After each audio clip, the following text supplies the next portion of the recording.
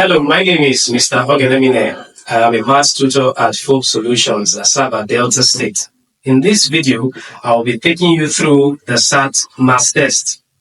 The SAT maths test comprises of 4 parts, the first being the heart of algebra. In the heart of algebra, the questions that you should be expecting cover several topics, which include solving linear equations. It may be linear equations in one variable. It could be systems of linear equations. You also need to have a knowledge of functions, linear inequalities and graphs, and also word problems leading to in real life situations, word problems in real life situations. The second part that you will encounter in the SAT maths test is statistics. You need to have an understanding of mean, median, mode, range, standard deviation, and so on. And then you also need to know how to solve problems and to do data analysis. And then you also need to have an idea of how to solve problems involving ratios and percent. The third part of the SAT maths test is the advanced maths.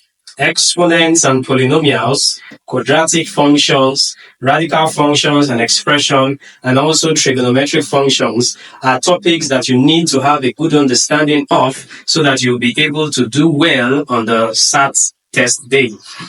Finally, we have the last part, includes additional topics in mathematics that covers areas of geometry, lines and angles, triangles, polygons, circle, and then surface area and volume of shapes. So, in this lesson, I will take you through a sample SAT question. Let's see how we will be able to solve questions that covers areas of heart of algebra, statistics, additional topics in mathematics, and advanced maths. Okay, now this is a sample of the SAT maths test, and you can see it comprises of this part that is no calculator. It's important for you to get acquainted with how the questions are set so that on the test day it will not be new to you. In this part, it's for 25 minutes, you have 17 questions, and you are asked to solve the question without a calculator. It will do you good to read through the directions for this test before going ahead to solve. It may seem at first that you are wasting time on this, but the time spent in this will actually save you of some errors that you may encounter in this section of the maths test. So the direction says for questions 1 to 13, solve each problem and choose the best answer from the choices provided and fill in the corresponding circle on your answer sheet. For questions 14 to 17, solve the problem and enter your answer in the grid on the answer sheet. By now, you should be able to know how to grid your answers on the answer sheet. Please refer to the directions before question 14 on how to enter your answers in the grid. So by the time you get to question 14, you will also see directions on how to grid your answers. You may use any available space in your text booklet or scratch work. Now, as much as you can, you need to do limited writing. You need to do limited writing because it's an objective test. We are not interested in how you get the answer. Just get the answer. That is most important. The notes that you have there, the first one is the use of calculator is not permitted. And then all variables and expressions used represent real numbers unless otherwise stated. So take note, do not make assumptions. Just know that all variables and expressions are used to represent real numbers. Number 3, it says that the figures provided in this test are drawn to scale unless otherwise indicated. And then all figures lie in a plane unless otherwise indicated. And lastly, unless otherwise indicated, the domain of a given function f is the set of all real numbers x for which f of x is a real number. And then for reference, you have various shapes here and the formulas to calculate the area of a circle, the area of a rectangle, a triangle, and all the relationship that happens between all the sides of a triangle. We also have a cuboid and all, and then the number of degrees of arc, the number of radians, the sum of angles of a triangle, and so on. So all of these directions will help you to go ahead to begin to solve the questions that you are asked to solve in this section of the test. Now, the first question says, number A is increased by the product of B and C. The result is divided by C and then decreased by B.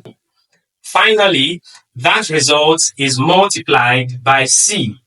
Which of the following is the final result? And you are given options from A to D to pick from. Now, if you look at this question carefully, it is a question from Heart of Algebra. You need to understand the language of algebra to be able to write this out as an expression. So let's see how we are going to solve this question number 1. Now, if you look at that question, you can see it's a knowledge and understanding of algebra we need to solve. It's a question from the Heart of Algebra part of the SAT test. So we'll begin from what we know. It says the number A is increased. To increase a number means to add. So we use a plus sign. So we say the number A increased means plus. It is increased by the product of B and C. The product of B and C gives us BC. And then this result is divided by C. So we divide this result by C. I can also write this as A all over C plus B, because the C will cancel this C here. But remember, because of this plus sign, you cannot cancel this C and have your answer as A plus B. This C divides both A and BC. So A divided by C and then BC divided by C will give us B. The next thing it said is this result will decrease by B. To decrease means to subtract. So if we subtract B from this result, plus B minus B will cancel out, and then we have A all over C. And the last part says the result is multiplied by C. So when we multiply this result by C, it gives us A.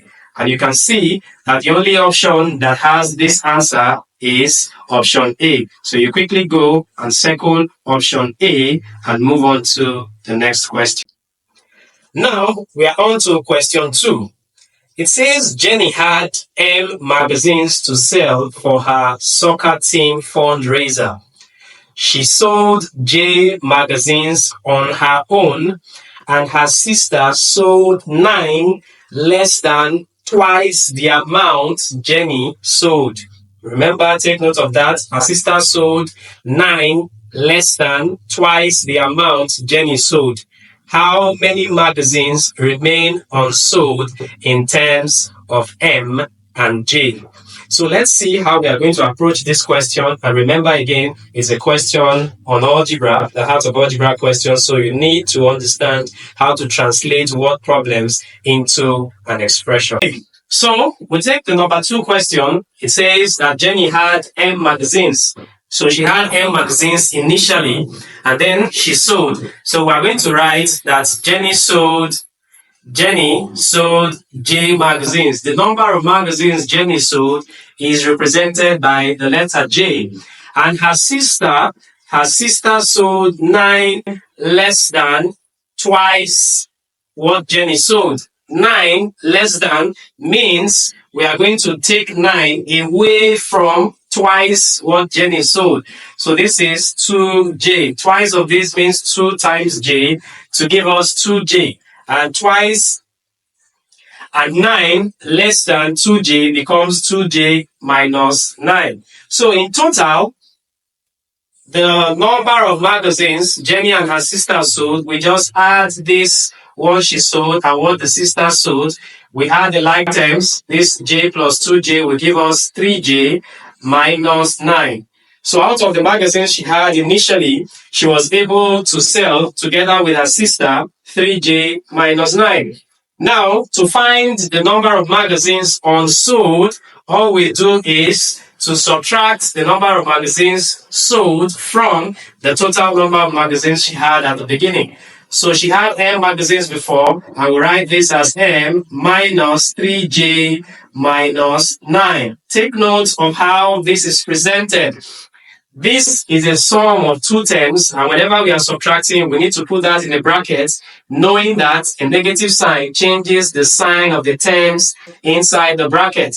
So we have this as M minus times plus is minus 3J, and minus times minus will give us plus 9. So in terms of M and J, the number of magazines left unsold is M minus 3J plus 9. You go to the option and pick the correct answer, and make sure you take notes, because it will not be nice for you to get the answer and pick the wrong option. Only option D satisfies this correctly, so we circle option D. But if you had just written M minus 3J minus 9, you would have picked the wrong option, which is option C. So you need to be careful. Take note of the fact that a negative number take note of the fact that a negative sign outside the bracket changes the sign of the terms inside the bracket. With that, you will be able to get the correct answer to this question as option D. Now we'll move to the next question, number 3. It says that y over x is equal to 0.5, and then 2 multiplied by x minus 3 is equal to y.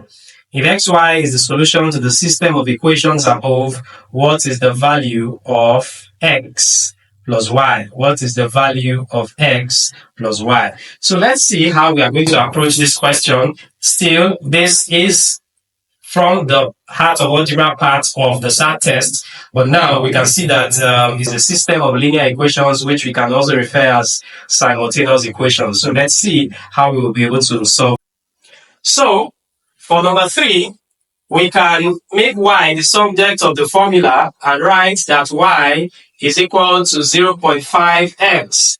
Once you cross multiply, you have y as 0.5x, and then we have the second equation, 2 brackets x minus 3 is equal to y. And we have said from this equation that y is equal to 0.5x. So to simplify this further, we open this brackets, we expand the brackets, and then we collect like terms. So this gives us 2x minus 6 is equal to, remember, we said y is 0.5x from the first equation. So collecting like terms, 0.5x to the left-hand side, and then we have 2x minus 0.5x is equal to 6. Subtracting this gives 1.5x is equal to 6. So to get the value of x, we simply divide both sides by 1.5. Now, remember that this is a no calculator question, so you need to calculate this from your head. Now, how do we do that to divide a number by a decimal when the denominator is a decimal? We can simply change this decimal to a whole number by multiplying by 10. So 1.5 times 10 gives us 15, while 6 times 10 gives us 60. So another way to write this number, 6 divided by 1.5, is the same thing as 60 divided by 15, and that should give you 4 as your answer. We cannot stop here because the question requires us to find x plus y. So we need to find y. We have y to be 0.5 multiplied by the value of x, which is 4. And when you multiply this, it gives us 2. So the final answer for this question, we are required to find x, which is 4, plus y, which is 2, and that gives us 6.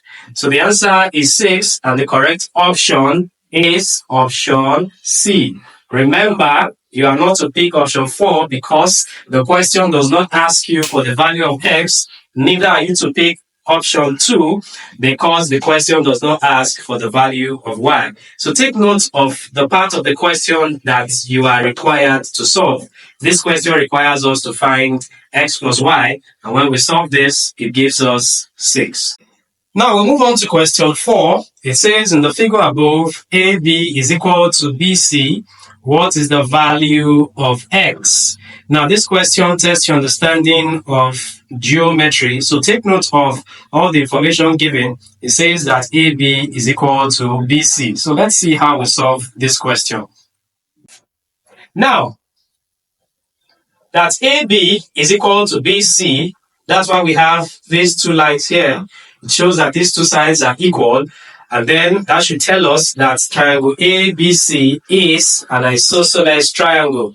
It's an isosceles triangle. And what do we know about an isosceles triangle? It simply says that two sides, AB and BC, and two base angles, the angle at A and the angle at C, are equal. The two sides AB and BC, they are equal. The two angles A and C, the base angles of the triangle, are also equal. So, if this angle A, we add to angle C, we add to this angle here, it should give us 106. However, we also know that 106, the angle, the exterior angle of triangle ABC, is equal to angle A plus angle C. But remember, we say angle C is the same thing as angle A. And why do we write this? We just say it is the exterior angle theorem.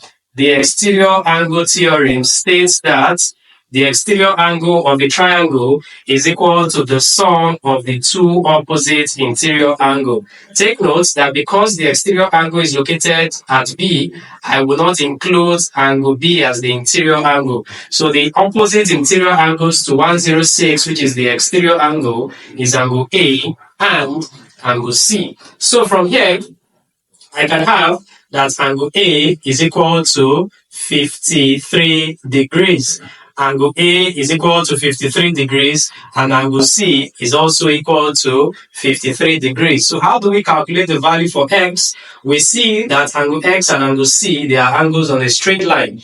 And we know that sum of angles on a straight line is 180 degrees. If you have not studied that, you need to get that understanding very well. You need to get that right. The sum of angles on a straight line, this is a straight line, the sum of the angles is 180 degrees. So to calculate the value of X, I simply remove angle C, which is 53 degrees, from 180, and that gives us 127 degrees. So the value of X is 127 degrees, and that is option D. Now we'll move to question 5. It says, which of the following is equivalent to x squared y minus 2xy squared plus 3xy minus 2 multiplied by xy minus xy squared plus x squared y. Now, this is an algebraic expression that we just need to simplify. So, let's see how we solve that. So, we open the first bracket, we have x squared y. We just write it out because there's nothing outside the bracket. We can assume that to be 1. We have minus 2xy squared plus 3xy. And then we open the bracket for the second part using minus 2 to multiply every term gives us minus 2xy. We use minus 2 to multiply again. We have plus 2xy squared. And we use minus 2 to multiply again. We have minus 2x squared y. So having done this, we are just going to collect the like terms. So this is x squared y. This is minus 2x squared y. Remember, I told you you need to limit how you write because it's an objective test. We don't need to write out all the solutions. So we take this and we take this. We simplify that. It gives us minus x squared y. The coefficient here is 1. The coefficient here is minus 2. 1 minus 2 is minus 1. We don't write minus 1. We just write minus x squared y. And then we take the next. This is minus 2xy squared. We're going to look for the like term is plus 2xy squared. Minus 2 plus 2 gives us 0. So this and this will cancel each other. And the last part is plus 3xy minus 2xy. 3 minus 2 will give us 1. So we simply write plus 1 as plus xy. So our answer to this question is minus x squared y plus xy, which is option B. So we just circled option B as our answer to question number 5. So for number 6, it says the graph of f of x is shown above for minus 5 less than or equal to x less than or equal to 5. The question says, how many real solutions does f of x is equal to 2 have? Take note of what the question says. It does not say how many real solutions, because if we are looking at the real solution, it means wherever the graph touches the x-axis. So the real solutions, we have this as 1, we have this as 2, we have this as 3. But because the question says how many real solutions does f of x, which is y, equal to 2 have, so we simply go to the point where y is equal to 2. This point, y is equal to 2, I will draw a line to touch the curve. We draw a line across and we check how many times does it touch the graph. It touches at this point 1, touches at this point 2, it also touches at this point 3. So the correct answer to this question is option D, which is 3. 3x squared plus 10x minus 8 is equal to 0 is a quadratic equation that we are given. And it says that if arrow and s are two solutions of the equation above, which of the following is the value of arrow plus s? So let's see, how do we approach this question? Now, there are several approaches to this question, but because we are asked what is arrow plus s, given that arrow and s are two solutions of this equation, we do not necessarily have to find the values of x that satisfy the equation. All you need to remember is that the sum of roots of a quadratic equation is minus b over a. The sum of the roots of a quadratic equation is minus b over a, where b is the coefficient of x, that is 10, and a is the coefficient of x squared, that is 3. So the answer to this question is minus 10 over 3, minus 10 over 3, and that is option A. That is option A. The price of a backpack is $B, to which T% of sales tax is added at the counter. What is the price of the backpack after tax in terms of B and T? So we have question 8 is a percent problem, and we're going to see how we should approach the question and what our answer should be. So the first step is for us to calculate the tax. The tax is T%. Percent simply means divided by 100. So I can write T% as T over 100 multiplied by the cost, B, of the backpack. And this gives us 0.01 BT. Now, this is the tax that is to be paid on the cost. So the total cost now becomes what? The cost price B plus the tax 0.01 BT. We can see that we have B in both terms. We can factor B out so that the answer to this question becomes 1 plus 0.01 T. And that is option A. Number 9, it says the scatter plot above shows the perimeters and the areas of 10 rectangles. What is the perimeter in centimeters of the rectangle represented by the data point that is farthest from the line of best fit not shown? Now, the line of best fit is not shown. However, we can see that the line of best fit will be around these places. So all these points are close to the line of best fit, but this point here is farthest from this line. So the x values here are the perimeter values. So we are just going to trace this down, and we see that this value 20 is the perimeter of the rectangle that is farthest from the line of best fit. So the answer for this question is 20, which is option C.